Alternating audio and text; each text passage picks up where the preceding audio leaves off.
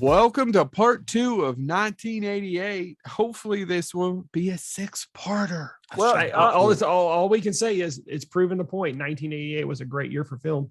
Well, I mean, in terms of us being movie nerds and the time. Or is it that, or is it just if we're of a certain age?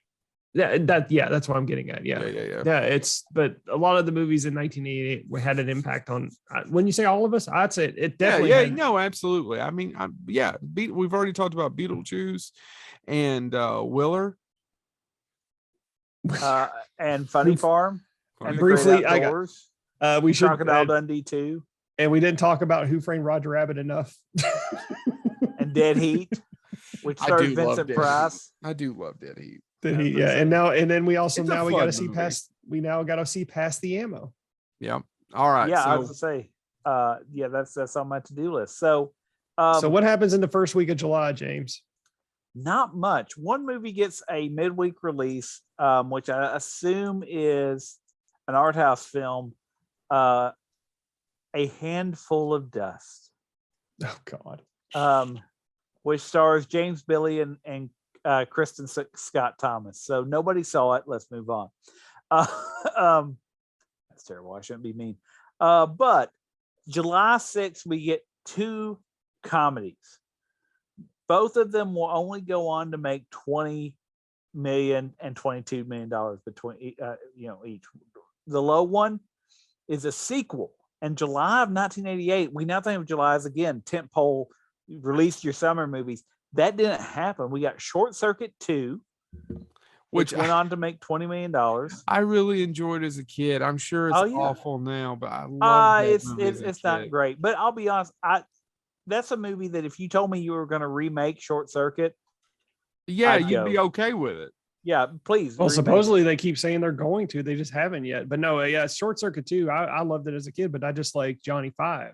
Well, if I'm not mistaken, isn't that a movie that has I Need a Hero at the end, and he ends up at the movie end, spoiler, you like that, and Who's Harry Crumb? They both do.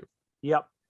The movie that beat it out though, so it made $20,882,000. The movie, by the way, both movies have a white guy pretending to be an Indian guy, so it's English. Great. Yeah. But the other movie that would beat it slightly, Fisher Stevens isn't English. I don't know. I do a lot of cocaine. Fisher Stevens from Chicago, for God's sakes. I'm sorry. Somebody told me he was British. Or did I make that up? Are you British? Did he visit British Columbia? Anyway, what in the hell was he talking about? The movie that went on to be a little bit more successful as far as overall revenue, $22,434,000 would be License to Drive. Oh my God. How much was it? $22,434,000. I thought it was bigger than that, and here's why. I did too. That movie was so big when I came back to school. When everyone talked about it, and it played at Fugate Cinema in Hazard, and it may just be because it was Hazard and Fugate Cinema. I think it had played for months. Oh, yeah. And James, who is in License to Drive? This is a test. Wasn't it the Feldmans or the Coreys? I mean, Corey Haim, not Corey Feldman. I'm sorry. Joe. They both were in it. I'm sorry. Corey Feldman and Corey Haim were in it. They're both on. They're even both on the poster. And you know who started my love affair with Heather Graham? Yeah, she played Mercedes. But who else was in it, James? Carol Kane, Grandmama Adams. James. Yeah, that's not where he's going. Richard Mazer. Yeah, Heather Graham. Yeah, the man who fought Mr. Boogedy. Actually, and you also, we have to give some credit. Hold on. Richard Mazer fought The Thing. Richard Mazer fought It, and boy, he got killed in both of those. The only one he's even remotely successful at fighting was Mr. Boogedy. By the way, I also want to give credit though. It stars Shredder. That's right, James Avery. Yeah. Talking about a movie that doesn't actually hold up very well in my opinion. But here's the true story about this. I did not get to see License to Drive. I'll be honest, I still don't know if I've seen License to Drive. But to your point about how successful it was, Joe, at least as a pop cultural force, I own the novelization. Huh. Well, and the song was huge. It's a Billy Ocean song, and it's cheesy. And by the way, I still love the song. You ever watched the video? I love that. It's got the cheesy animation over the video. About once a month, I pull it up and listen to my office. It just makes me smile. Get out of my dreams. Get into my car. I just love it. But the movie, Chad's right, does not hold up. That director, that was a small Greg Beeman. Greg Beeman. He went on to do another movie that no one saw called Mom and Dad Save the World. Well, and by the way, I have a soft spot for, I will admit. It's got a hell of a cast. Yeah, it does. No one saw that picture. So the next thing that's released, it's another set of oddly midweek releases. But they were both sequels. I love how, by the way, previously James said nothing came out in July. License to Drive. Nothing that was a huge financial success. There's one movie I'm really shocked that License to Drive only made. I'm serious. I just remember it being. It was yeah. But I mean, I said no. There's things that came out that I said, you will know them. But I'm kind of shocked, like you all are, that none of these were huge financial successes, even though we know them still today. It may be a video thing. That may be why. Because July 8th, we get 2 sequels. One of them is Phantasm 2. And the other one is one of the most lampooned sequels. It's been made fun of. I remember the critic made fun of it constantly. Arthur 2 on the Rocks, which was not a financial success. No, only went on to make 14,681,000 its entire run. So we then jump forward to July 13th, and we get 2 releases, one of which I would argue is sort of a bomb. It Takes Two, but It Takes Two opens up with another film in a franchise, The Deadpool. Jim Carrey, wasn't that like it was close? It was a big acting career for move for him to be in that movie. I mean, he'd already started a movie. Yeah, but in Love at First Bite. It is Clint Not Eastwood. Love at First Bite. Once Bitten. Love at First Bite act is George. I've got the poster. It is Clint Eastwood with that guy, and I was mistaken. I think last episode I said that Liam Neeson fellow never did anything. It turns out he did the Deadpool too. Liam Neeson is in the Deadpool with Clint Eastwood. That's awesome. It's part of the Dirty Harry thing. Wasn't it the last Dirty Harry film? I believe it was. I think it is the last Dirty Harry. Now, that being said, so you've got a Dirty Harry film at the box office, and what are you going to do to counter program that? Well, on July 15th, you're going to drop A Fish Called Wanda. See, guys, 1988. Yeah. $63 million. But do you know what? I said there would be one film that would go on to break $100 million at the box office. Do you know what opened up against A Fish Called Wanda? No. Some crappy movie set around Christmas about a guy that has to walk through glass with barefoot. Die Hard. Die Hard. Yeah. Die Hard opened in the middle of the summer. It was a limited release, right? Yeah. Yep. Would go on to make $139 million. Yep. So we jump forward again. The next release, that's a Wednesday release, oddly enough, on July 20th, would go on to make $81 million. Midnight Run. Oh, Jesus. Okay, so I was showing it to Christy a few months back. Well, actually, just a month or two back, a couple months back, because I was watching it because I can't remember why. And that movie still holds up, guys. I'm not arguing with you on that one. No, I mean, have you all seen it in a long time? Because I didn't. Yeah, really I saw it a few months ago. Oh, really? I hadn't watched it. As a kid, I didn't get as much as a kid. Now as an adult, I don't know. It's just damn good.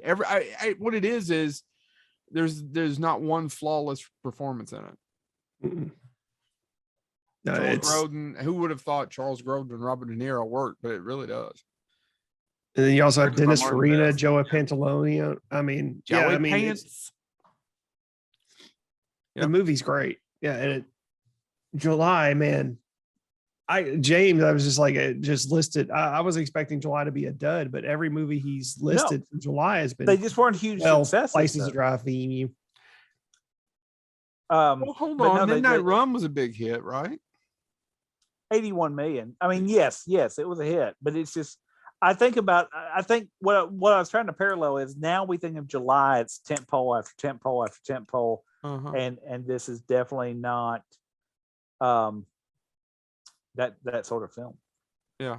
All right. Who's up? So we go from that, and we jump forward. Midnight Run was a Wednesday release. Guess what they released on Friday? That's July 22nd. No idea. 2 more sequels. Oh, I know what one of them is. 2, the best. which would go on to make 11,798,000. Not much compared. That's to it. Yes, I saw it in the theater. Like I said, we must have been late July at my. I can't believe Big was so $2 of that is you. Yeah, basically, I bought $4 of it because I remember what I watched that summer. At that, it was Who Framed Roger Rabbit, Big, Caddyshack 2. Oh shit, there's a fourth one and I can't remember now. Well, I wonder if it's what dropped against Caddyshack 2, because What? Against Caddyshack 2, Big Top Peewee. No, I didn't care for Peewee as a kid. I was a big Peewee fan, and yeah, big Top Peewee. And by the way, I'll be honest with you, Big Top Peewee, I did not care for as a kid. It was kind of a disappointment for me. But as an adult, and just the sheer craziness of that film, I enjoy it. And Penelope Ann Miller as the she's the side love interest. She's great in that. I just what I was about to ask is Caddyshack 2. Did you all know it was that big of a bomb? I didn't know. I knew it was. I knew it was. I didn't failure. I just, man, that ain't nothing. That's kind of came and went. Nobody wanted to see it. I guess Jackie Mason and Rodney Dangerfield do not draw the same crowd. That's a movie that's lambasted and hated on. It's not good, but it's not nearly as bad as I think people think it is. No. And there's some funny scenes in it. Yeah, I agree with you. However, I will say this about Caddyshack 2. Dan Aykroyd is damn near unwatchable. It's awful. Yeah. I can't stand him. Yeah. And that's Dan Aykroyd I'm talking about. Yeah, I just Dan can't. Aykroyd. I watched Dan Aykroyd in anything. I will not let you besmirch the name. Chad's of Dan right. Aykroyd. Chad's right. He's awful. Robert Stack is killing him in those scenes. Robert Stack It's probably playing straight. It's probably the one. It's the one movie that I can say that Dan Aykroyd does not have a redeeming element that makes me want to watch it. Every time he's on the screen, I want to mute it. I just the voice. I just could not get into it at all. I don't know how Alan Arkish let it happen, the director. I'd love to have him on Bonehead, but he's never said yes. All right. So that's July 22nd. Y'all ready for July 29th? Oh my God. I'm sitting here with hard nipples. Well, get ready to my birth month when I turned 8 was a great time to be at the cinema. Get ready to do a line of cocaine, because this level of excitement will just get worse. 4 movies, July 29th. I'll start with one that has a director that we all know. Sadly, it's left this realm. Monkey Shines. Yeah. Not a bad movie, actually. I liked it as a kid. It's not bad now, Chad. It really isn't. It just you feel for the monkey, which I guess is probably what George wanted. Yeah. Well, but if you were going to counter program Monkey Shines, what would you? I mean, off the top of your head, what do you think they counter program Monkey Shines with? Creep Show. Oh no, that's not counter programming. You know what you need? What? You need the New Adventures of Pippy Longstocking. Oh God! I remember that damn song. I hated it as a kid too. I hated Pippy Longstocking. Yeah, I didn't give 2 shits about it. Right. But there's not a lot of data on how successful those were at the box office. But these next 2, there is one you can't find under this title, but it was originally released in the U.S. under the title of, let me say this correctly, Death Street USA. Now, if you want to watch it now, you're going to look for the film Nightmare at Noon, which stars Wings Hauser, Bo Hopkins, George Kennedy, Kimberly Beck, and Brian James. Wow, we need to see that picture. Wings Hauser. That film, you do need to see it because here's the plot. Scientists poison the water supply of a small town, turning the residents into homicidal maniacs who kill each other and anybody else who passes through. Brian James. That was how many movies in 1 year we've mentioned Brian James? I think Anybody keep 4. a track? We're at 4, I think, now for him in 1988. By the way, again, originally released as Nightmare Street USA, or I'm sorry, Death Street USA, Mhm. now titled Nightmare at Noon. You can find it on DVD. Winghauser. If that isn't the sheer example of a working man's actor. But the final one, and the one that was the most successful, that came out the weekend of July, starting July 29th, starring Joe Lewis's Dreamboat, Cocktail. Oh, God, I hate Cocktail. Hate it. I don't remember. He's going to defend it. I know. Honestly, it's not a hate thing as much as I don't know. I like the beach and the music. The Beach Boys song's good. I mean, I liked Elizabeth Shue. There's not much redeemable about the picture other than them slinging drinks and making, slinging bottles and making drinks. Sorry. Right. I just never understood the appeal of that movie. It's just. Well, that's because, Chad, you were waiting for August 5th when the movie that would redefine your life would come out. Sadly, it was the least performing movie that came out that weekend. But in retrospect, we all need to buy it and demand that a criterion of it be released. I'm talking about on August 5th of 1988, when the world as we know it changed, when Jeff Goldblum and Cyndi Lauper premiered in Vibes. I thought Vibes came out earlier that summer. I've been waiting for you to say it the whole time. Vibes I love how this shit gets rearranged. The furniture gets rearranged in your memory. I thought that came out early summer, but Vibes is, for those that don't know, is the rich man's version of Second Sight. Yeah, basically. I mean, Peter Falk's in it too. Yeah, Cyndi Lauper, Jeff Goldblum, Michael Lerner. It's got a good cast. Julian Sands is in it. It's a terrible movie. Did I ever tell you about the time I met Julian Sands? Yeah, you brought it up a couple times. Name drop. Everybody watch your feet. He's named Chad. Do you remember that time you met Julian Sands?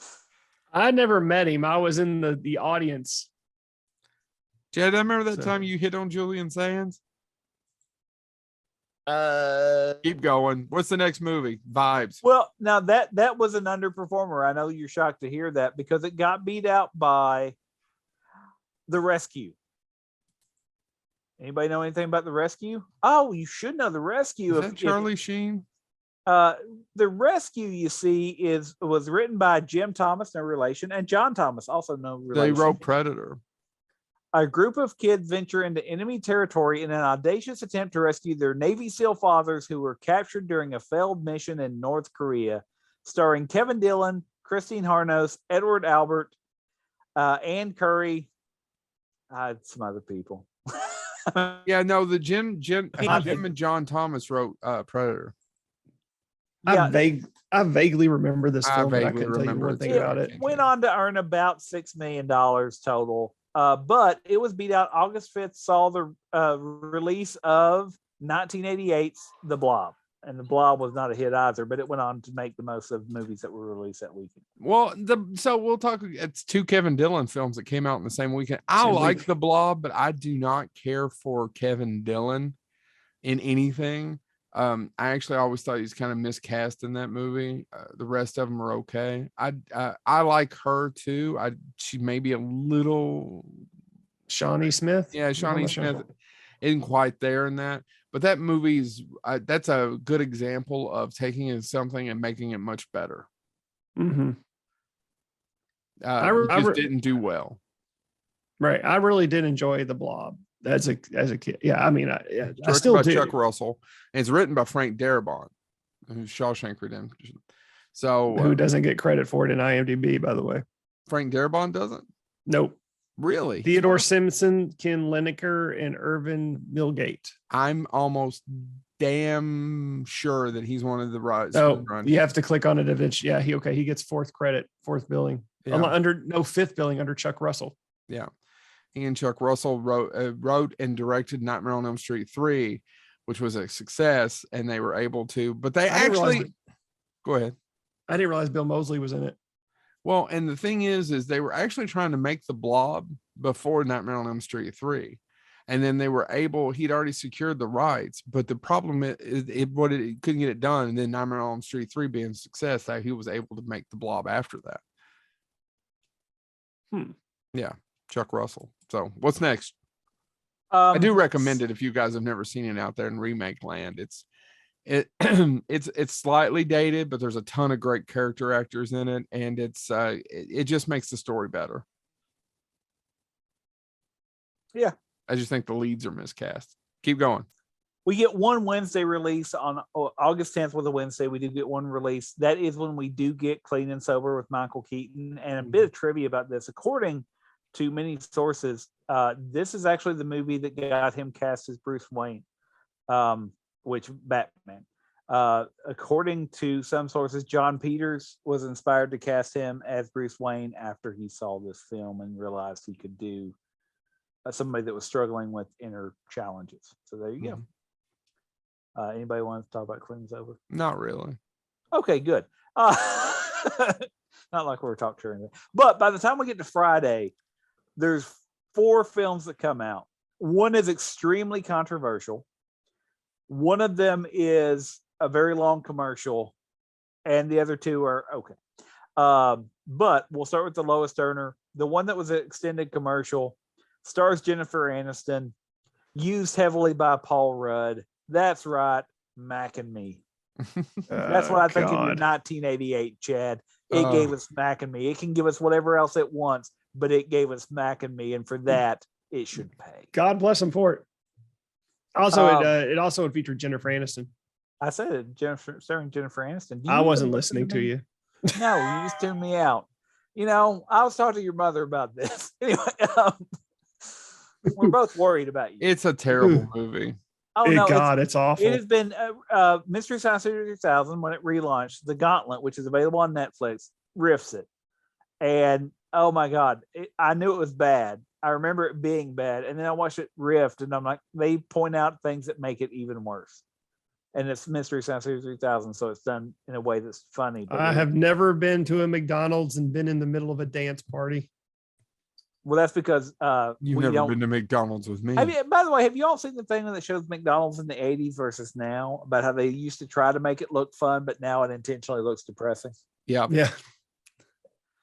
Anyway, so that only made $6 million, even though they were supposed to be the next ET, and they promised us in credits that they'd be back. But thank God they've never shown up.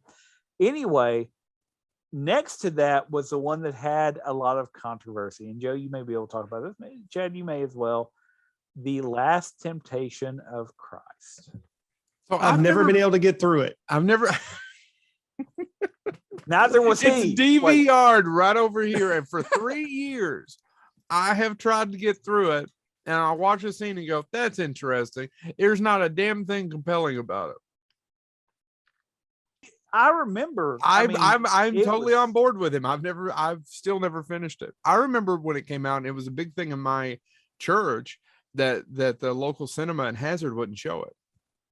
And they were like, this was a win. I've just never been able. It's the only Martin Scorsese film that I can't get through. I mean, it's boring. It's based on, and I'm sure I'm going to say this wrong. Forgive me, Literary World. I only know the name because I've read it. But it's based on the book of the same name by Nikos Kazantzakis. And the cast on it's good. Defoe, Harvey Keitel, Barbara Hershey, Harry Dean Stanton, David Bowie. It was shot in Morocco, but the book was controversial. And I think they even put a disclaimer on it that the film is not based on the gospel, but upon the fictional exploration of spiritual conflict, right? I think it's something and it is about, and at the end of the day, it's about Jesus overcoming. It's just he doesn't sound and act so much like the Jesus in the book or the Bible. Yeah. And he's tempted. And it shows about how he has lust and all these other things, which is pretty close to spiritual. I mean, he is tempted. He spends 40 days and 40 nights in the forest or out in the woods. And to this point, and this wasn't in the US, but I mean, it was qualified as a terrorist attack that was caused by this film in Paris. October 22nd, 1988, an integrist Catholic group set fire to the St. Michael Cinema in Paris while it was showing the film. A little after midnight, an incendiary device ignited under a seat in the less supervised underground room where a different film was being shown. The incendiary device consisted of a charge of potassium chlorate triggered by a vial containing sulfuric acid. The attack injured 13 people, 4 of whom were severely burned and severely damaged the cinema. Roger Ebert, in his book Scorsese by Ebert, talks about all the death threats that Scorsese received because of the film. And like Joe said, there were tons of protests. MCA's chairman Lou Wiseman was targeted. There was a lot of bans of showing the film. It was called the most blasphemous ridicule of the Eucharist that's ever been perpetrated in the world, and a Holocaust movie that has the power to destroy souls is how that movie was reviewed. But according to Chad and Joe, it's just really boring. I think so. It's his least compelling film, or one. Yeah. And now, so that's the one pockmark on 1988. That is, if you had only the movies from 1988 to watch, that's the only Scorsese film you could have. Ugh, no, well, thank you. And it's not awful. I'm just, I think it's, honestly, I can't explain it. It's just, Willem Dafoe's great in it. It's just, Yeah. Barbara Hershey as Mary Magdalene's great, but she's a prostitute. It doesn't work for me. And and I'll give a reminder to everybody. No one talks about the damn thing now. Yeah. 30 years later, they talk about the King of Comedy more than they talk about this. They talk about Dogma as far as a controversy more than they talk about this. And again, people were burned trying to attend a screening of it. Yeah. So, all right. What's next? The Last Temptation of Christ and Mac and Me were beat out by Tucker, the man in his dream. Yeah, it was a Coppola film. But Scorsese didn't rule the day, neither did Coppola. Who comes along and has the movie that beats all 3 of those, including Mac and Me, at the box office? No idea. It is the best Emilio Estevez Western ever. Young Guns 2? Young Guns. Oh. First one. Nah. What? Young Guns. Sorry, Chad. It's not me. No, it was Joe going meh. Nah. To Young Guns? Really? I actually haven't seen it in a long time. I just remember Young Guns 2 playing. Once again, that was another one of those movies that played at Fugits for like 3 months because all the rednecks, I guess. Young Guns 2, you'd drive by and it was always in the Fourth Cinema. It's just right there for like months. See, I didn't care for Young Guns 2. I really enjoyed Young Guns. I haven't watched either one of them in a long time. What's next? All right. What's next? All right. So that was number 1, or that goes on to make the most. We get to August 17th. That is a Wednesday. We get 2 new releases that come out then. Both of them are international films. So Trapola Diabolica, and the translated, luckily into English, so I can say it, The Wash. Now, this is not to be confused with The Wash starring... I thought it was going to be translated into The Diabolical Tripod from the way you pronounced it. No, this is not to be confused with The Wash of 2001 that starred Dr. Dre and Snoop Dogg. No, this Wash is a different film. It is about Nobu, an old bigoted Japanese American traditionalist, unable to reconcile the needs of his wife and 2 daughters with his own conservative view on life.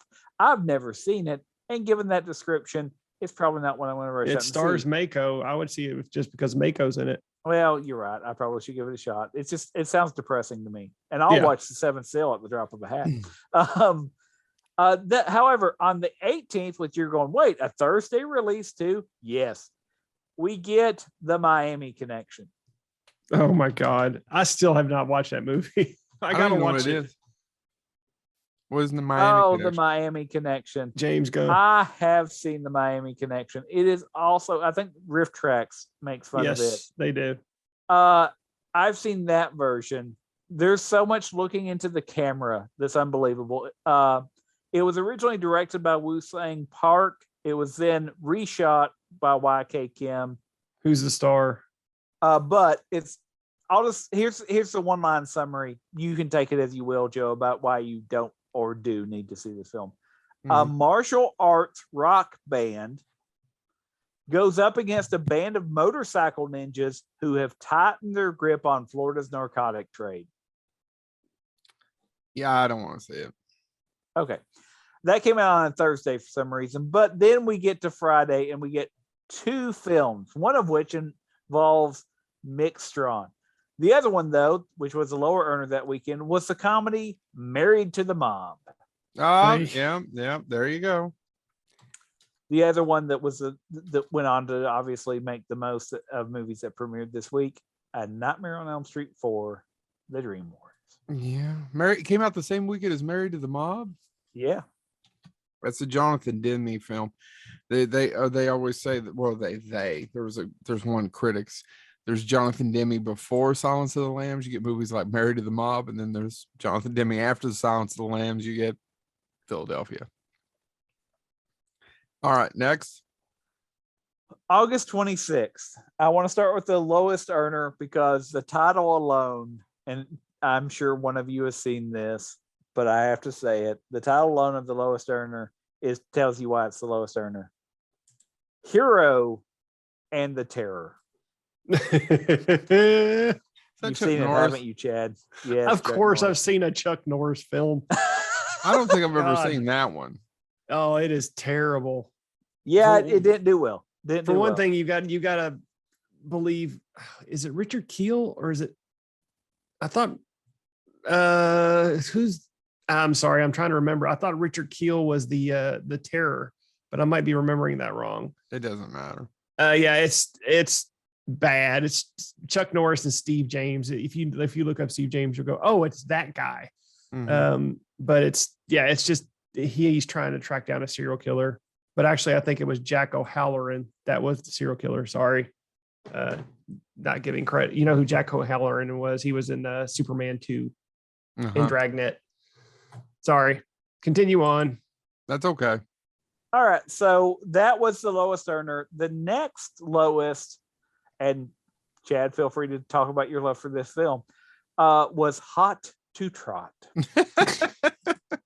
He still has to talk about it. Bobcat still talks about it. It just killed so many things. Yeah. God. At the time, 8-year-old me loved this film. I liked it too. 15 years later, not so much. You say 15 years later? Yeah, when I actually was able to watch it again. Oh, I was about to say it's a few more than 15. Oh, God. I didn't realize it teamed up Bobcat with Tim Kazurinsky again from Police Academy. I didn't. Tim Kazurinsky played Sweet Chuck. Sweet Chuck, that's right. All right. Virginia Madsen too, man. Highlander, Virginia Madsen. Sorry. Yes. Can I point out that the movie that made more than it this weekend, I just read the summary of, and I'm now depressed. Why is it? The drama, okay, so that made $6 million during its run. The drama that made more than it that was released the same weekend on August 26th was Stealing Home. Do you all know anything about Stealing Home? Mark Harmon. Yeah. Mark Harmon. Yeah. This is, again, a great cast. Mark Harmon, Jodie Foster, Johnson Silverman, Harold Ramis, Richard Jenkins. Great cast. Here's the one-line summary. Ex-baseball player Billy comes home to receive his childhood darling's ashes, who died by suicide, while he reminisces. I remember this. I've seen it. I don't ask me anything about it, but I don't remember anything about it either. It's very depressing. I remember that. But that, gentlemen, was not the number one earner that came out the weekend either, because that is owned by the film Betrayed. Anybody? Nope. Betrayed? No. What is it? Who's Betrayed? Betrayed was written by Joe Esterhaus. Okay. Directed by Costa Gavas, starring Deborah Winger, Tom Berenger, John Hurd, and John Mahoney. An FBI agent posing as a combine driver becomes romantically involved with a Midwest farmer who lives a double life as a white supremacist.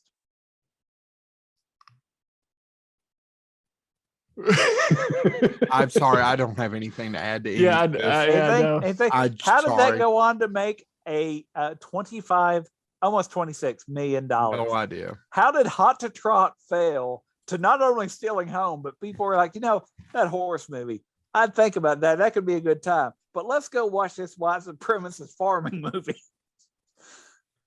Oh, there's comments I want to make, but I am not going to make them. So let's skip it. Okay. Which comes right. out the We're now to September 1st and 2nd. The movies came out both, so I'm just going to go through all of them at once. Let me make sure I don't have any new ones to add on my list. I do not. Okay, so on September 2nd, we get the Unnamable Horror movie. Anybody? No, the Unnamable. So, I got to mention this real quick. So it's based on a Lovecraft story, if I'm not mistaken. Yeah. I really, as a kid, this movie terrified me. So much so that I had never seen it. I hadn't seen it since I was 8 or 9 years old until a couple of years ago. So I saw it on streaming and I had to check it out. It is damn near one of the most unwatchable films I've ever seen. It's literally people in a hallway. It's supposed to be this small house, but they keep walking down this hallway back and forth. The Unnamable. The Unnamable. And there's supposedly this unnamable monster there trying to kill them. And it's just them walking down a hallway for an hour and a half. I don't remember. Yeah, it didn't Needless to say, I didn't get to it. I got through 45 minutes. And I said, I can't take any more of these people walking down a hallway. Other movies that came out on September 2nd/1st, Rocket Gibraltar, no idea. Nope. Here's one I want to see.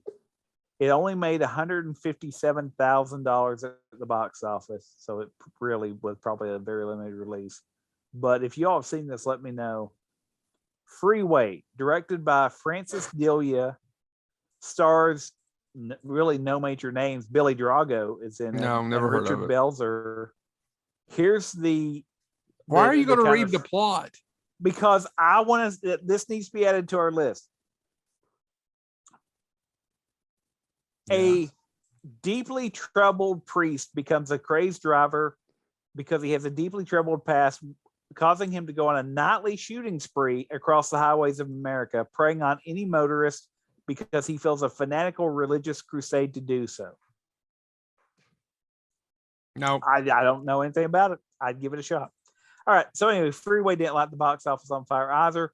Miles from Home. Anybody? I don't know anything about that one either. But the only movie that came out this weekend that made any real money, and it only made about $6 million, was 8 Men Out. Yeah, John. Yeah.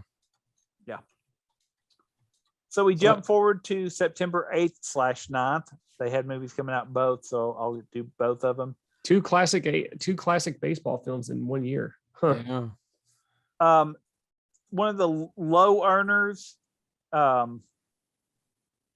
Sorry, I'm trying to actually bring it up because so many movies have this title. Yep, there it is. One of the low earners, which doesn't get a lot of attention, that has a very common name though. As time goes by. Now there are a bunch of movies, including one of Judi Dench that has this.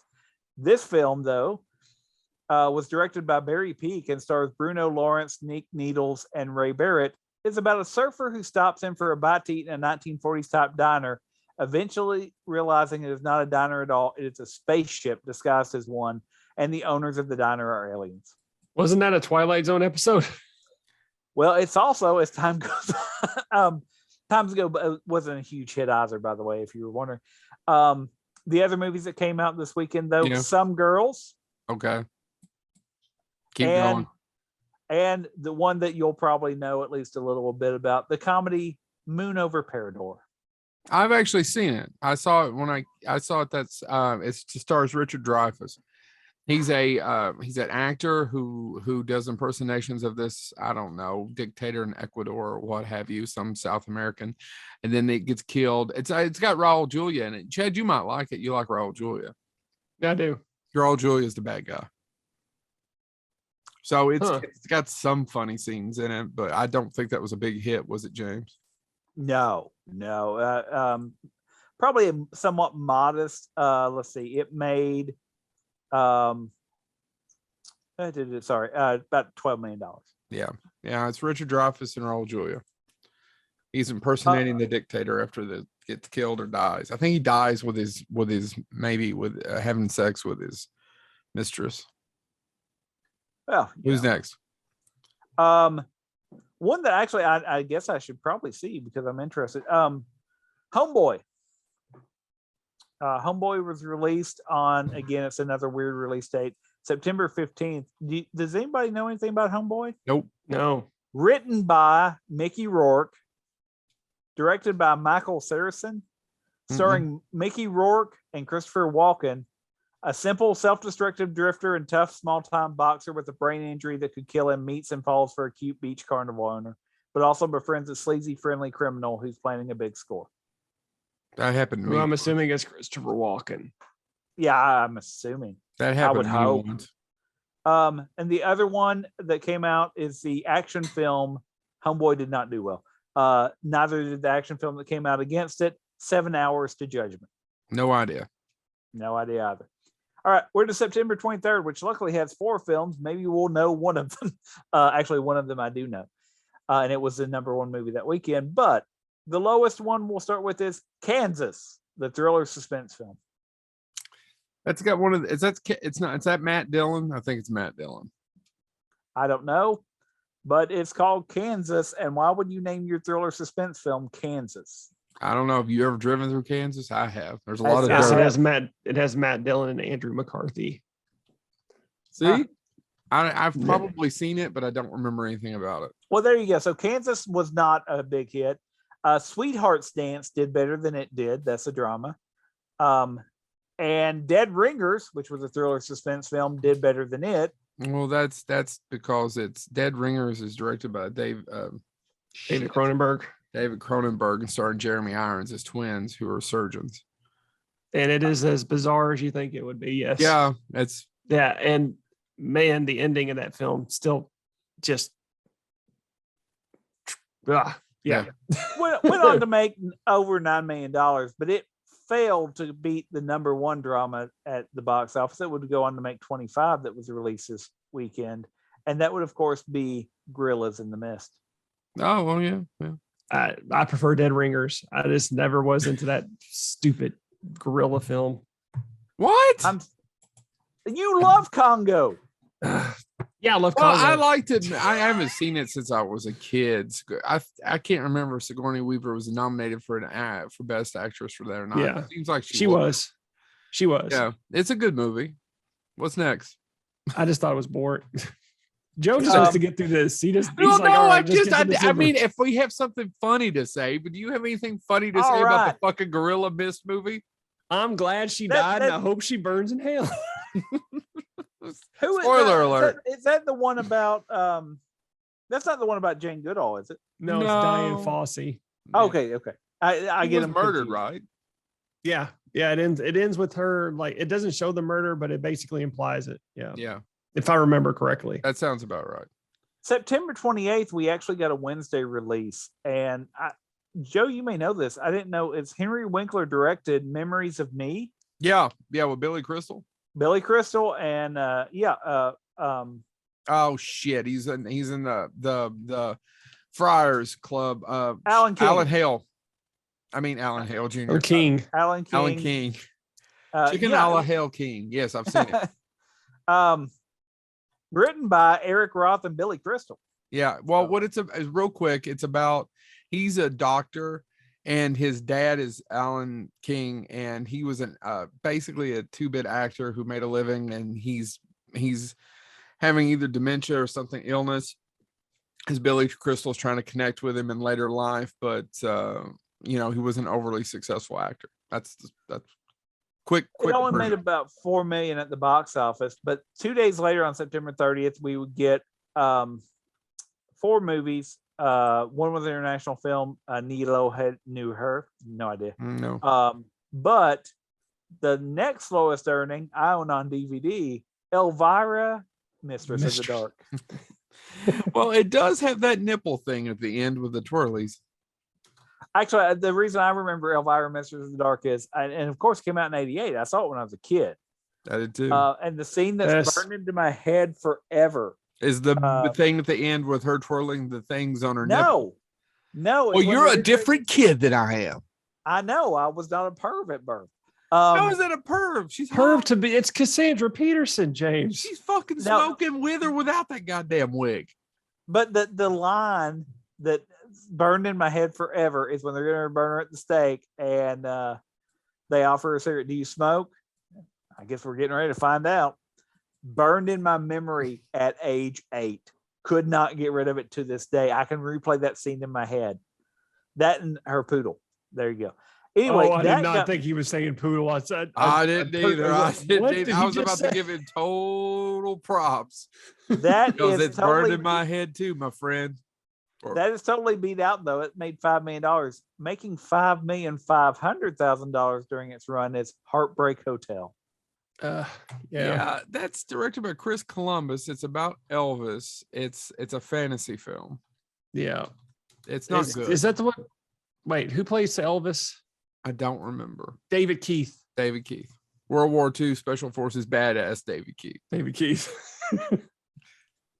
Yeah, I don't have a lot of fond memories of Heartbreak Hotel. I don't either. I don't. I never thought it was good.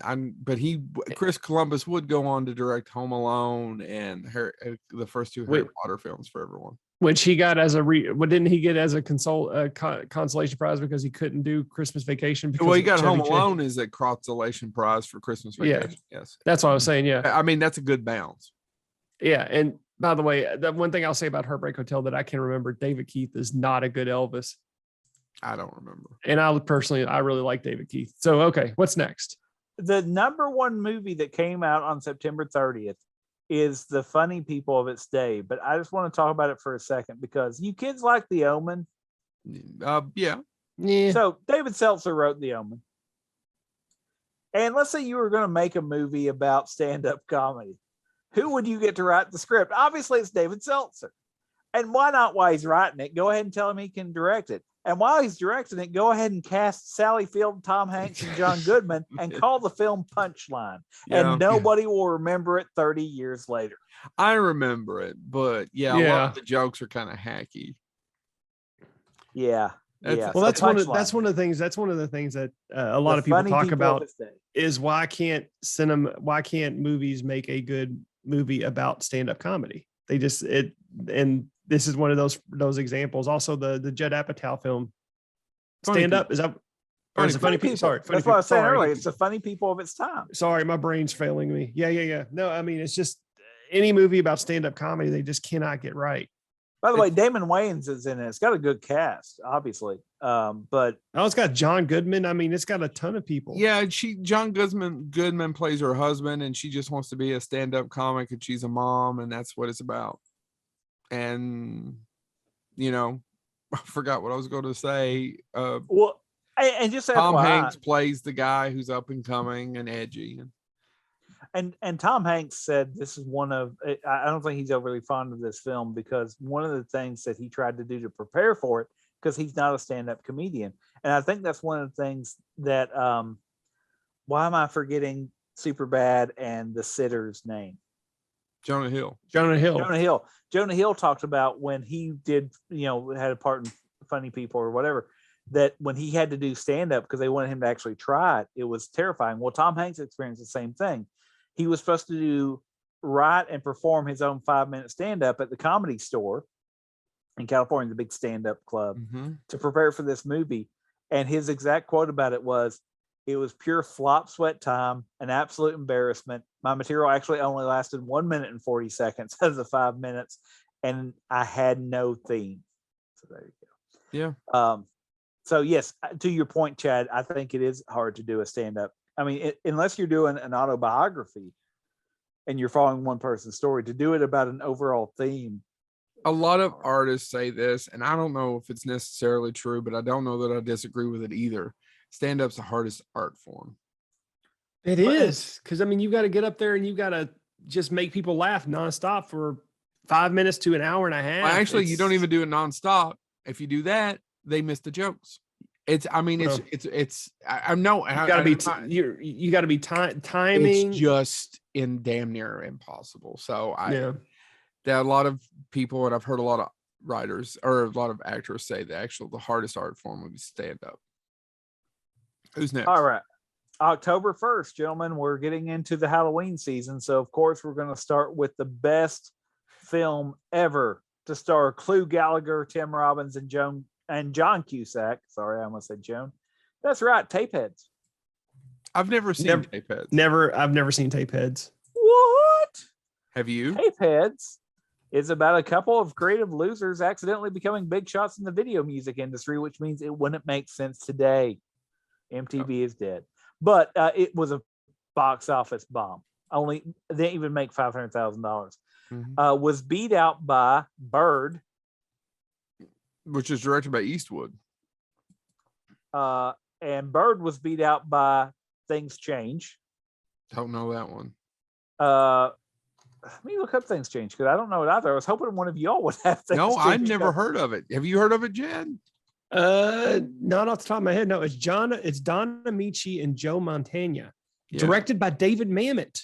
I don't know this one. Shoeshiner Gino. Oh, go ahead. Shoeshiner Gino is hired to take the rap for a mafia murder. Two-bit gangster Jerry watches over Gino and gives him a weekend to remember. Oh, I remember the poster for the video cover a little bit, but I don't remember the movie. I've got to see it because it's John Amici, Joe Montana, Robert Protsky, Bricky J, of course. I mean it's a David and William H. Macy's in it too. It is a David Mamet film that I have not seen. So yeah, now I've got to look this one up. Made $3,600,000, but gentlemen, it was beat at the box office by a film that would go on to score almost $18 million, and that would be Halloween 4. Really? The Return. How much Halloween make? $17,768,000 and so almost 18. So I actually I rewatched the opening of that a while back. It's not awful. It's just man. Yeah. You know what I mean? Yeah. And it's kind of cool opening with them moving him at night and explaining what's happened and yada yada yada. But nobody gives a shit about Michael Myers. So keep going. Next one. Well, I was gonna say, so obviously you got Mike Myers because it's the beginning of October. Mm-hmm. So you're gonna have some Halloween movies. So the next weekend, we don't get any more Halloween movies. They cleared it and they gave us 2 documentaries. Hotel Terminus. I have no idea what it's about, but it and then one that made almost made $4 million at the box office. Imagine, John Lennon. Yeah. But the thriller / suspense / sci-fi film that actually was a modest enough hit and some people still have a lot of love for it today. Alien Nation. October 7th would go on to make $26 million. Oh yeah, it's a James Caan, Mandy Patinkin. I never understood how it got a TV series. No, but there's people that loved it. My dad actually really was a fan of it too. I liked it as a kid too. And I like Mandy Patinkin. I like James Caan, but that was a long running TV series, right? Several seasons. Yeah, it was. Yeah, I enjoyed the TV show too. I've never watched it. I don't think it's just Nation's one of those ones that has actually kind of fallen forgotten. One talks about it, yeah. And James, it was directed by Graham Baker, who directed Beowulf. Hey, really quick, what's his face is the big bad in it? Zod. Oh, really? Terrence Stamp, yeah. Terrence Stamp is the bad guy. Yeah. Tell him I'm coming. All right, what's next? So that's let's see. So yeah, that was the week that was. No, so we get to October 14th. Yeah. We do get some horror films. The lowest achieving film is a horror film that I've never heard of, but evidently need to see. The Kiss. After the death of her mother, a teenage girl is faced with bizarre supernatural occurrences when her mother's estranged sister arrives and begins to infiltrate her and her father's lives. Yeah, The Kiss. So yeah, I have seen The Kiss. I have not. I have actually enjoyed it. I will say, I really did enjoy it when I was younger. It also, I will say this, it made me afraid of escalators. I've never seen it. There is a horrible scene involving an escalator in The Kiss. I am trying to look it up right now. It's hard to find that movie. Here it is. But yeah, Sean Levy, the director, was in it. Yeah, it was Meredith Salinger, who, like I said, that's who was in The Kiss. From Dream a Little Dream. She's actually dating or might be married to Patton Oswalt right now. She is. She is. Yeah. But yeah, Natty Gann. Salinger. She is. That's what most people know her as. She was in The Adventures of Natty Gann. Mm-hmm. Yeah, I had a huge crush on Meredith Salinger, and portion of it was because of The Kiss. And and Sean Levy, the director of Night at the Museum, is billed 6th. All right, what's next? So what's else? So that wasn't a huge hit, but next, as far as earnings, Another Woman. Another Woman made earnings. Woody Allen's Another Woman. Oh, okay. Yeah. So which stars also Gene Hackman and Mia Farrow and Jeannie Rowland and all that. So above that, then you get the first horror film from this weekend, Night of the Demons. Oh, yeah. Night of the Demons. I did not know this opened up against the next horror film on the list, Pumpkinhead. I didn't know that either. So Night of the Demons is a fun film. The remake's pretty bad that it kind of missed the point on it.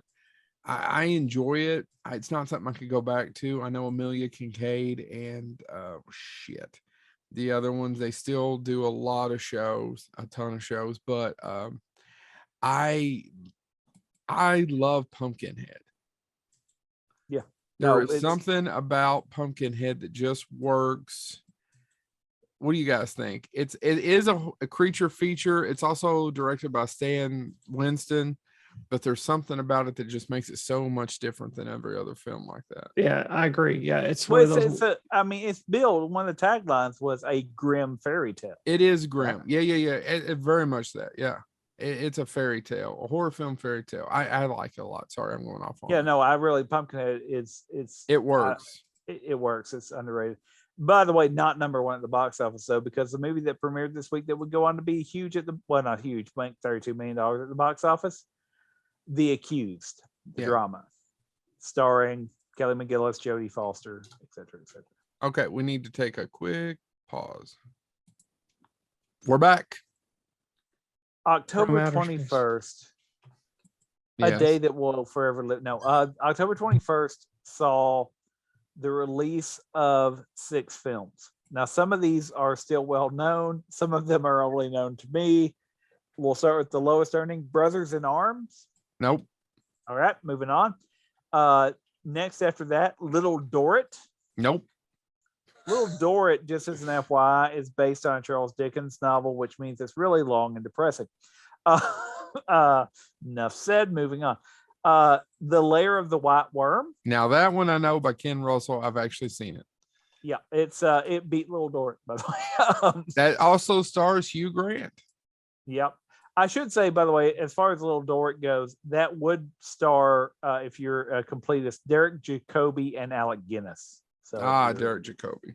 And there is no white worm in the Lair of the White Worm, correct? Oh, it's like a vampire lady. There is a worm. Yeah, there is a worm. It's kind of worm-like. You do see him. Have you seen it, Chad? No, I have not seen it. It was one of those ones where it keeps coming up on streaming and you say, Chad, you got to watch this. And I just never get around to it. Oh, it's not good, but you should watch it. It'll make you cry a river of blood. It's still Ken Russell. It's still slightly kind of a, what is this batshit crazy thing? I like some of the visuals in it. It suffers from its budget. Keep going. So above that is I didn't realize it was a Bram Stoker book novel. Supposedly. Above that is your favorite film starring Jerry Reed, Danny Glover, and Gene Hackman, Bat 21. I don't remember Jerry Reed being in that. Look it up. Anyway, I'm not arguing with you, fucker. I just don't. Here's the thing, though. Does anybody remember all of Bat 21? Listen to that cast and know that it went on to make less than $4 million at the box office, but it was beat out by and I have a soft spot for this movie because I love all things that involve this character. Without a Clue. I love that movie. That's another forgotten one that nobody remembers. Where do you stand on it though? Without a Clue versus Sherlock Holmes' younger, smarter brother. Oh, Without a Clue. Yeah, Without a Clue. All right. But now I have seen Sherlock Holmes' younger, smarter brother since I've seen Without a Clue, and I don't most of Gene Wilder's work without Mel Brooks is not as funny. I'm just saying it. There it is. It's on the table. Haunted Honeymoon. It's just not as funny. Chad. By the way, if you've not seen Without a Clue, like Joe said, it's kind of forgotten. The plot to Without a Clue is that actually Sherlock Holmes is a drunk, and a useless drunk at that. And the real genius is Dr. Watson, but he lets Sherlock Holmes get all the credit because he doesn't want to deal with it. So they made Inspector Gadget, but put it in Sherlock Holmes. It stars Michael Caine, Ben Kingsley, and Jeffrey Jones. Who's Jeffrey Jones? He's in Beetlejuice. Anyway, he's Inspector Lestrade. And a few lists. Yeah, he's on. That's why I said I was trying to move on, but why?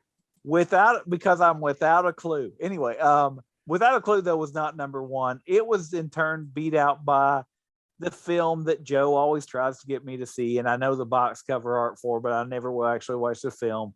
I know he's a big fan. Mystic Pizza.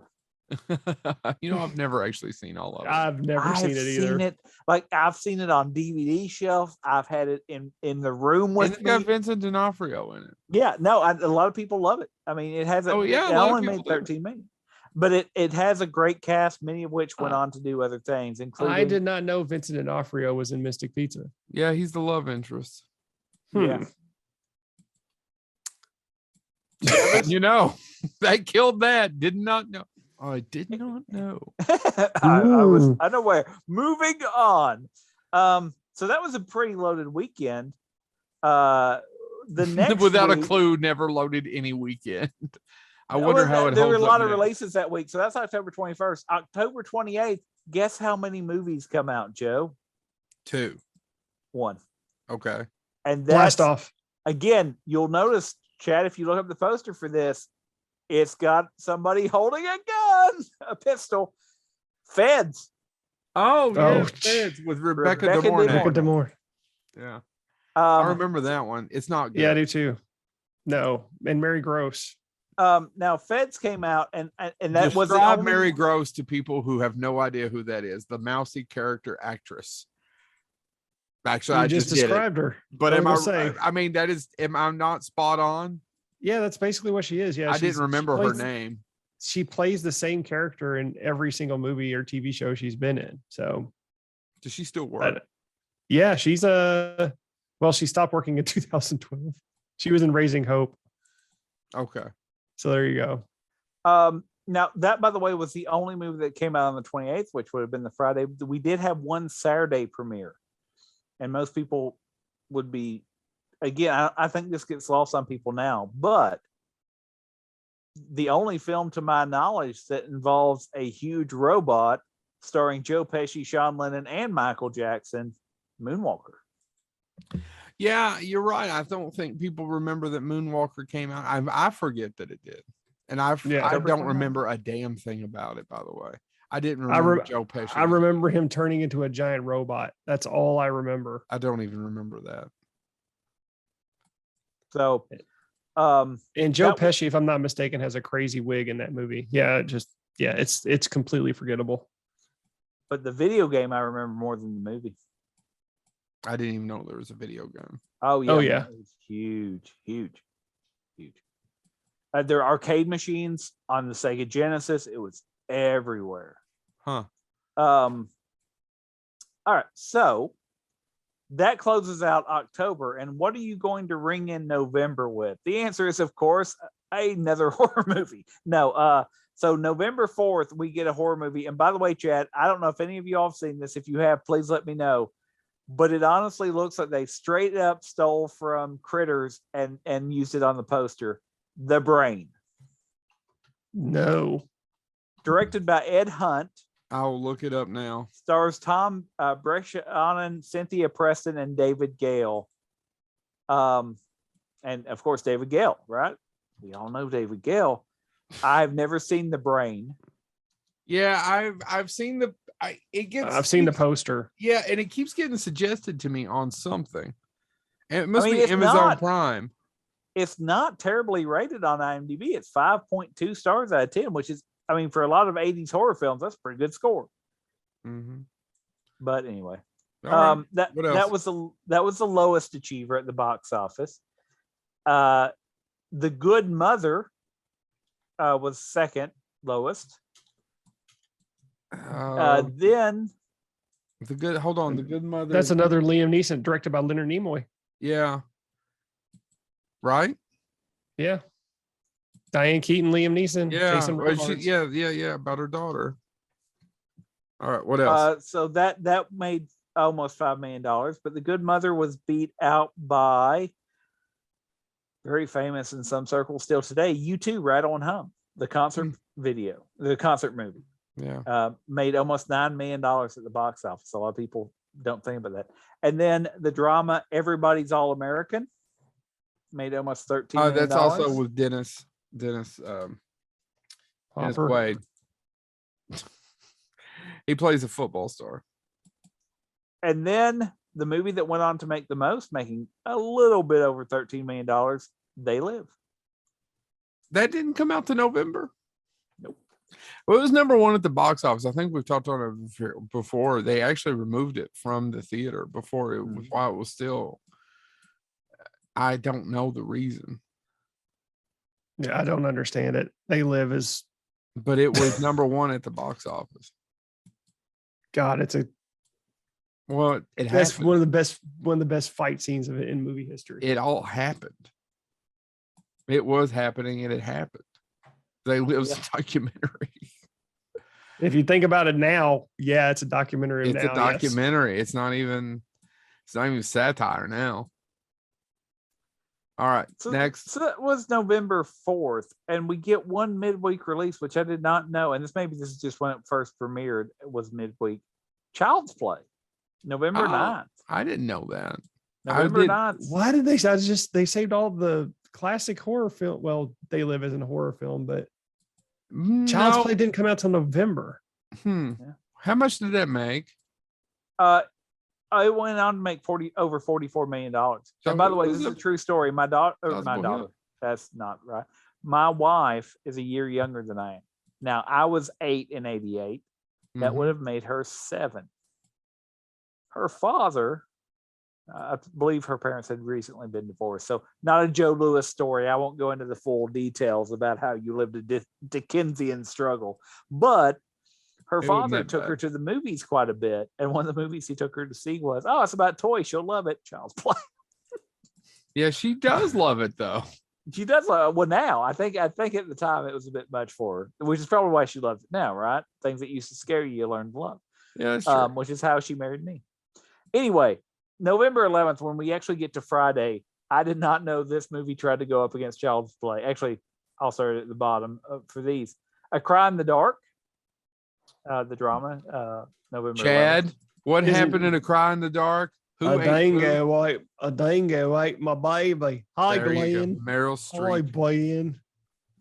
Hi, Ben. I can't say Ben in Australia. I think Ben in Australian's Ben. Ben. Yeah, I was gonna say. I think I'm not. Or as James corrected me once, going, I think you just call it a bakery. You don't have to say it's a Mexican bakery, Joe. yeah. I think. I'm pretty sure you're okay there. Ben. No, Ben, a dingo ate my Ben. A dingo ate my baby.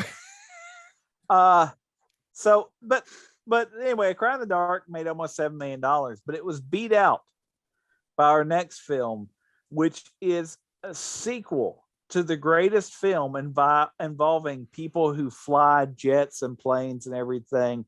A movie about the real Top Guns. That's right. Iron Eagle 2 came out and made $10 million at the box office. Now, did Lou Gossett come back for Iron Eagle 2? That's what I want to know. So isn't he did. He did. Dude, he's in all 3 of them. He's in Aces, Iron Eagle 3. And But do you know what would be the number one movie that would come out on November 11th and be competing with Child's Play that came out on Wednesday? It did not win the competition, but making almost $30 million. There was only one man who could save Christmas, Joe and Chad. Only one man, and his name was Ernest. Ernest Saves Christmas, November 11th. I did. Can we just talk? Did ahead. you all like it? Did you all like it then? Yes, I loved it. It's my favorite Ernest movie. I love Ernest. Have you watched it recently? No, I was going to show it to my kid, and he had no interest. I watched. Not good. I watched Ernest Scared Stupid. See, I don't Totally like Ernest holds Scared Stupid. Totally holds up. Totally holds up. I still say Ernest Goes to Camp. And I need to watch it because I did not. I loved Ernest Saves Christmas as a kid, and I watched it last year with the kids, and I was like, "Oh my God, why did I like this?" So I got to see Ernest Goes. I did not care for it at all. Just everything about it was just. I just couldn't get into it. It just. So I want to see Ernest Goes to Camp because that was the one I loved more than anything. And I gotta go, does it still hold up? So probably the answer is going to be no when I finally watch it. Ernest, obviously the Ernest movies are not Shakespearean or anything. Though, by the way, if you read The Importance of Being Earnest, which is his a biography somebody wrote, and it's fascinating. He actually. Do you know what is Shakespearean? He tried to do Shakespeare, and he Police Academy 5, assignment, Miami Beach. Well, it's an unfinished manuscript that Shakespeare would have pooped on, but sure. Anyway, but that was the number one. Ernest Scared Stupid. But overall, movies released that entire week. Child's Play wins today. We now are to November 18th, which is, God, there's so many movies that came out this week, and some of them don't suck. But the two that competed for the top is what gets me. But let's start, as we always do, at the bottom, where The Chocolate War. That's got I've heard of it. Glover in it. Yeah. Yep. It's about boys selling chocolate bars. Yeah. It's based on a book. It's a drama. It's not a comedy. No. It's based on the book, The Chocolate War. Mm-hmm. Full Directed Moon by Keith Carden. Full Moon and Blue Water. Anybody? I don't know anything about that one. The comedy Buster. Not a success. It didn't make $1 million. Let's see. I'm trying to keep this in order. Last Rites. I know there's a lot of movies with Last Rites, but now let's get into something that actually made a little bit of money. The drama 1969. Oh, that's with that's got a hell of a cast. It's Robert Downey Jr. Kiefer Sutherland. Yeah, it's about the Vietnam War and them trying to avoid the draft. Yep. Fresh Horses. Ooh, bad movie with Andrew and Molly Ringwald, Chad's favorite actress. God. High Spirits. Molly Ringwald should have been in Army of the Dead so I could hate her more. High Spirits. That's one of the best Liam Neeson. Boy, Liam Neeson was really on the stage that month. He was doing okay for a struggling actor. Yeah. But yeah. High Spirits. Liam Neeson's in High Spirits with Peter O'Toole and Daryl Hannah. And don't mention Steve Guttenberg, which is why he wasn't in probably why he wasn't in Police Academy 5. And look who directed it. Neil Jordan. Holy shit. I know. I got to see this movie. Oh, it's awful. Here is one I did not know, and I find this fascinating as somebody that has seen both these pictures, and one is better known today than the other. Coming in second place as far as what it would go on to earn, but premiering on November 18th, Oliver and Company, Billy Joel doing one of the voices with Street Sidewalk Fair. Yeah, very catchy tune. What beat it out and would go on to earn almost double what Oliver and Company made? Is it animated? The Land Before Time. God. And in my mind, my uncle Keith, who's I don't know, 15 years, he had the small foot, or what is his name? Littlefoot. Yeah. But you know that I don't think I've ever actually seen it. I knew there was a You've lot. You've never seen The Land Before Time. It Time. showed up in every elementary school in America. I didn't see it. I've never seen it. I've only seen half of Oliver and Company, and I've never seen. Okay, I have seen snippets of some of the movies, and I've seen a couple of the cartoon series because my kids saw it on something. But I have never seen the movie. Oliver and Man. Company. I mean, it's definitely Disney before it researched. Yeah. But it's based on Oliver by Charles Dickens. Yeah. And they use animals, of course. But I know I know at the time a lot of people were saying, "Is this it for Disney?" But I did not realize that Don Bluth was considered a renegade Disney animator. He had left Disney, and I didn't realize that probably fed into that paranoia that their competition that it came from within spanked them on that one. I mean, they knocked them down in the dirt because I remember like Pizza Hut carried the Land Before Time sponsorship and all that stuff, and it was huge. You had to get puppets, if I'm not mistaken. You got the puppets, but I did not know they beat Oliver and Company that badly. Which again, I defend Oliver and Company if for no other reason. Songs, the songs, the plot itself is kind of weak, but I enjoy. It's one of the Disney cartoons I have on Blu-ray. Is Oliver and Company, but at the same time though, Land Before Time, that was one of those movies that as a kid, I couldn't stop watching because for one thing, I love dinosaurs, of course, as a kid, but I just assumed they'd be like snakes, and I hate snakes. I mean, honestly, that was my kid logic was they're lizards. I don't like snakes. Snakes are lizard-like. I ain't touching them. Oh man. Yeah. In between, welcome elementary to the paranoia of my mind. In elementary school, if I went to the library at school, there was usually either a dinosaur book or a cryptid book that I would check out before I actually found real stories. I'm like, oh, these are way more entertaining than this shit. So wrapping up November, coming out a little bit early, obviously to capitalize on the Thanksgiving weekend. Instead of November 25th, these all were released on November 23rd before Thanksgiving. 3 films. Let's see if you all know anything about the first one. The lowest earning was Hannah's War. No idea either. I was hoping one of you all would know something, but let's just move on. The second, another sequel, Cocoon the Return. I doubt that did much business. Almost 19 million, but not compared to the first one, obviously. But the one that was number 1, you all probably will have something to say about. Scrooged. Yeah, I was wondering when it was going to come out. I mean, it was huge. How much did it make? Right under 60 million. So it's not as big as I thought it was, but it's a big movie. But it was, I don't know. That one's not leftist. It's Bill Murray says the reason he thinks it's popular is because it plays on AMC every 4 hours. Well, I mean, it's because the stories are that he and Donner didn't get along, but we've talked about the movie on here quite a bit.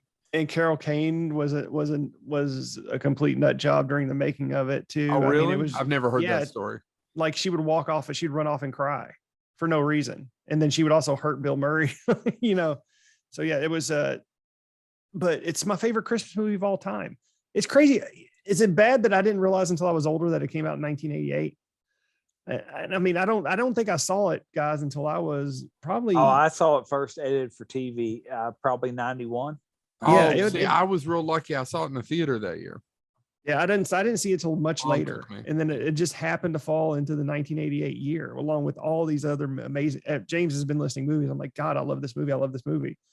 But Scrooge is my favorite Christmas movie by bar none.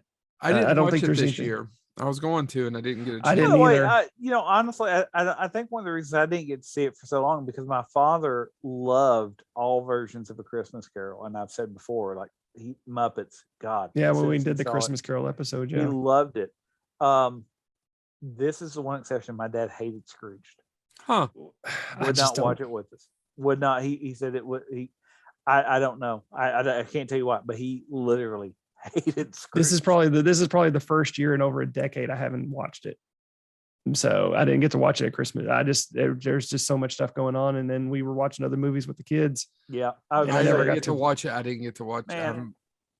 I'm on my about 8th watch through of Gravity Falls. And don't get me wrong, I love Gravity Falls. It's still fun to watch with the kids, but I mean, I'm on my 8th watching. part of me is getting to the point where I'm like, and I, again, love my eldest child, but when do they grow out of that need to rewatch it? I know it's comforting, right? It's my sister when I was a kid watched Lion King so often she broke 2 VHS tapes watching.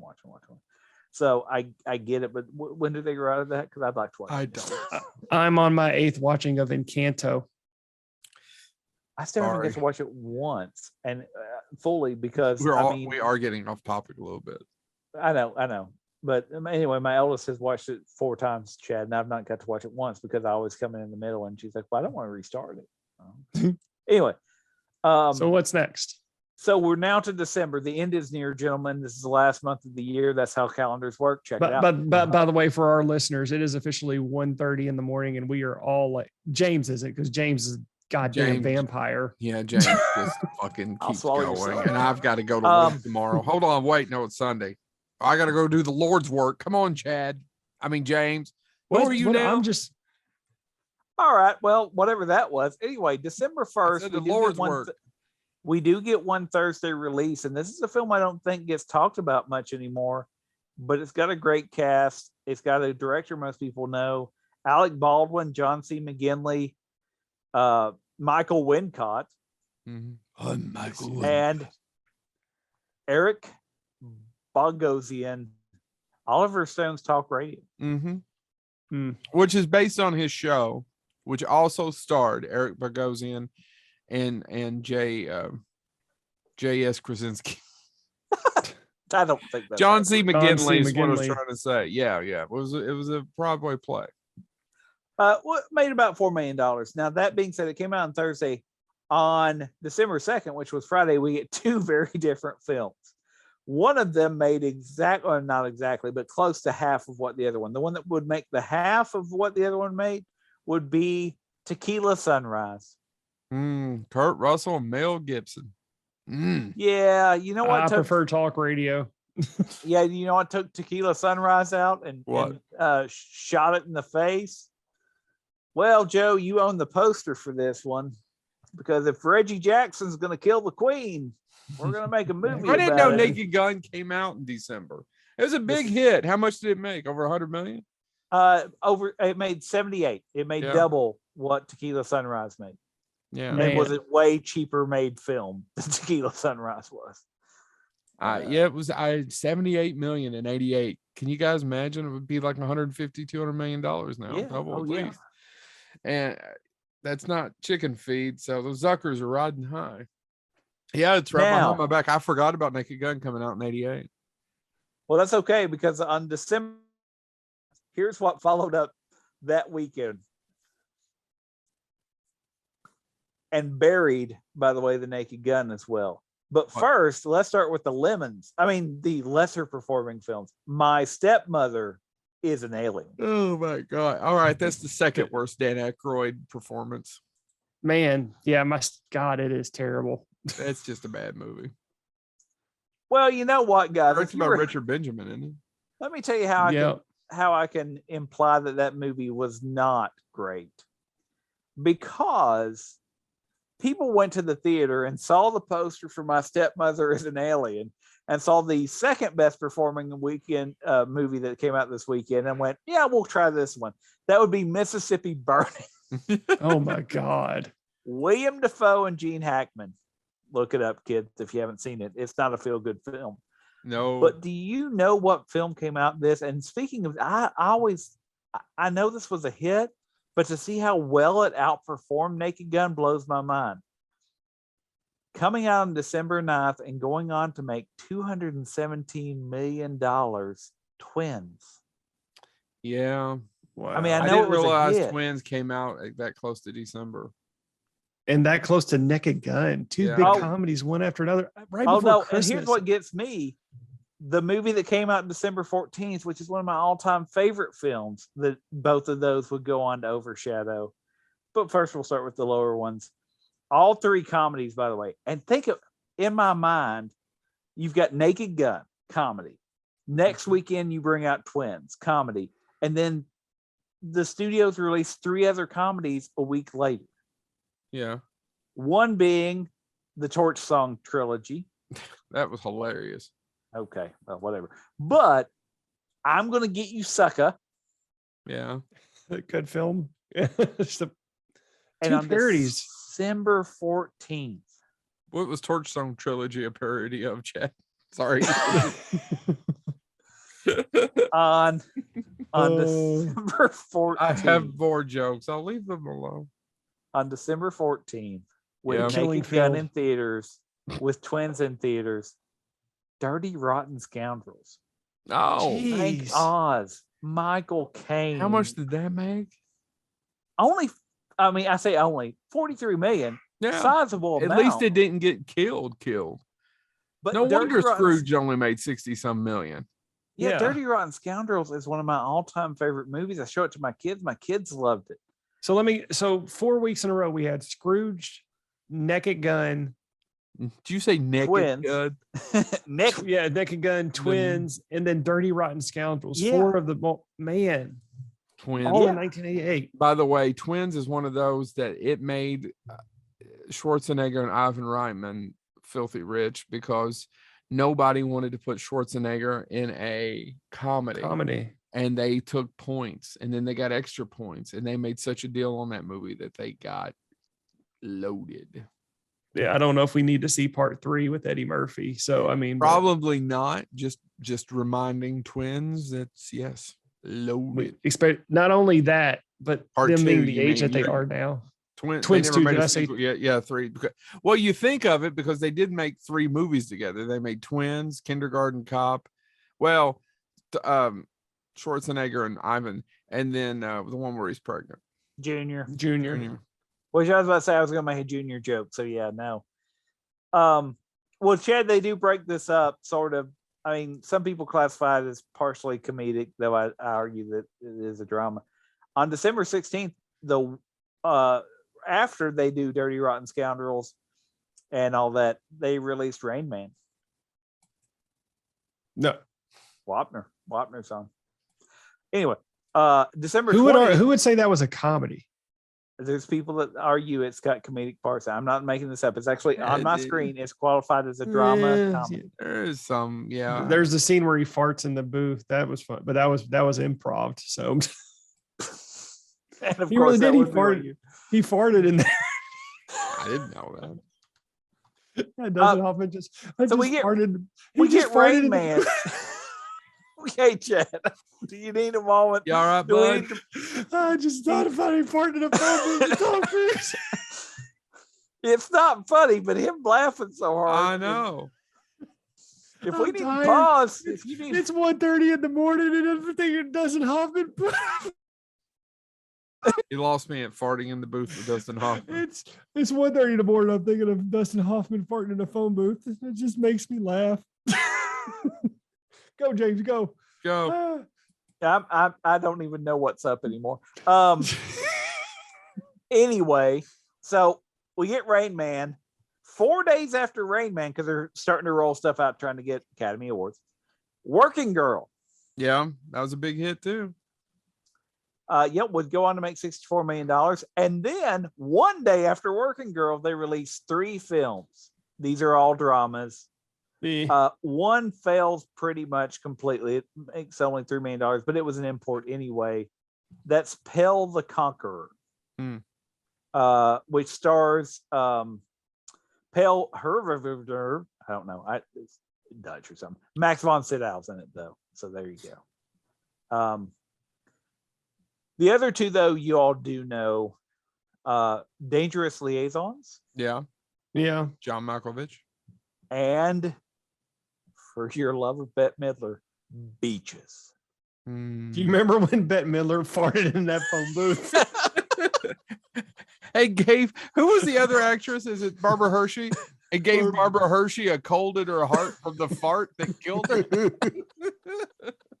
How much money did Beaches make? And they're Beaches? like, wait, this Yeah. phone booth should not be in the middle of this. Why did beach." Barbara Hershey die from Bette Midler's fart?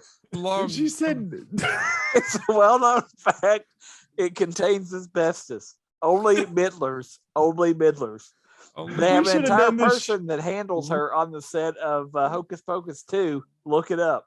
we needed to do this episode in reverse so I could have Yeah. just made put every scene of somebody farting in a phone booth.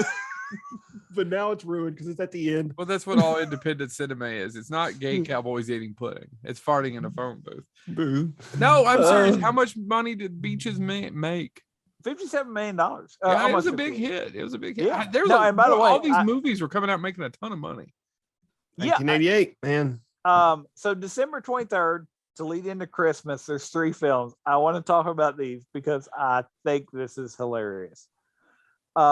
They released on December 23rd, again, right before Christmas, the horror film Trapped Alive, Never heard which of was it. not a success. Trapped Alive stars no one and nothing. No, it stars Jay Leggett, Cameron Mitchell, and Sullivan Hester.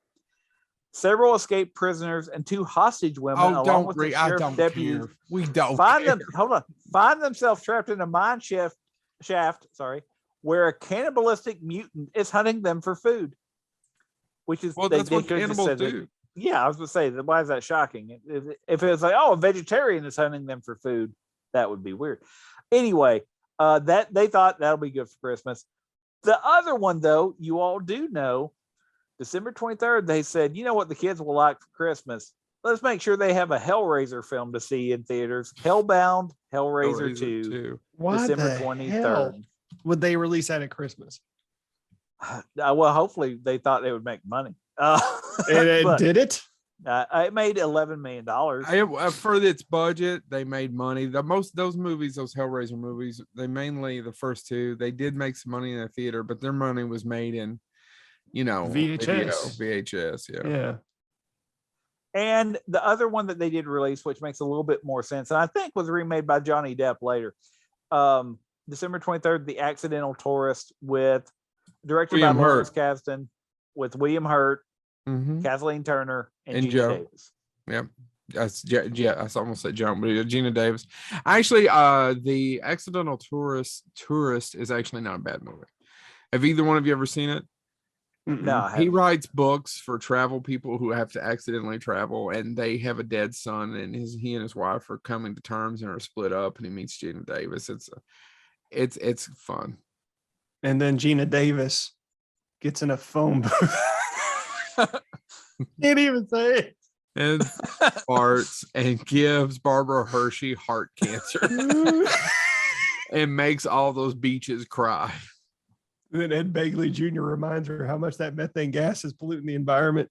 Makes all those beaches cry. Is that the end of it? Are we done? There's some other films that got released at released at the very end of the year. Doesn't matter really. They didn't do anything. Watchers, an action film. Girl in a Swing, a drama. And Honor Bound and Run If You Can. Girl in a Swing farting. Sorry. So none of those films really did anything. Watchers, so really, I was assuming, was the Corey Haim film. Yeah, 1988. That's it. It's based on that book by that author you like, James. It said it came out in December the 2nd.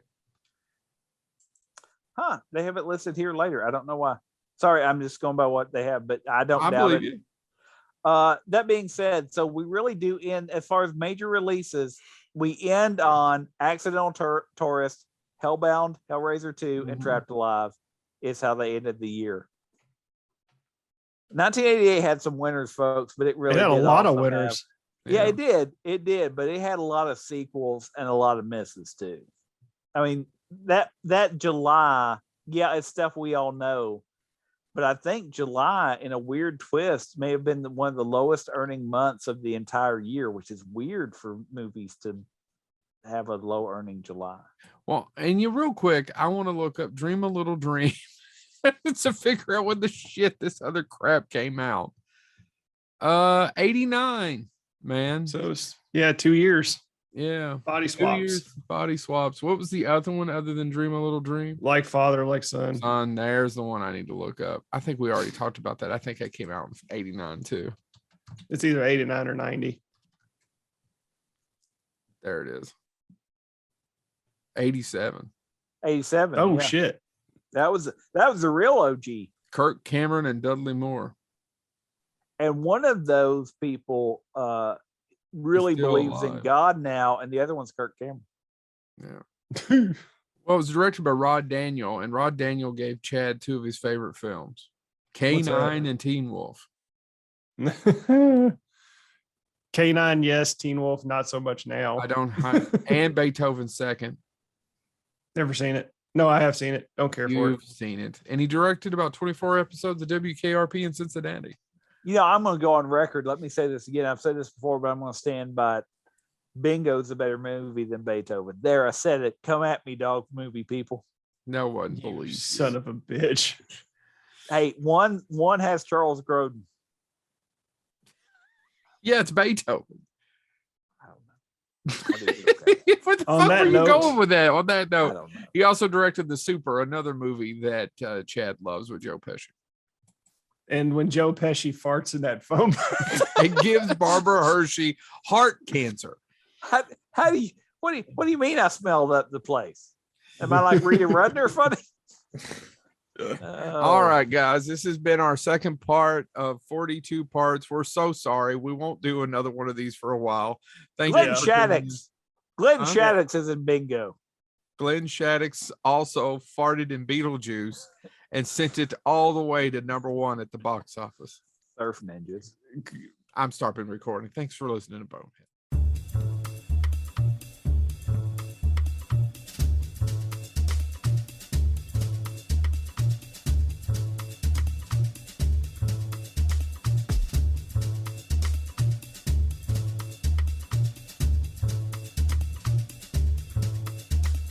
Bonehead.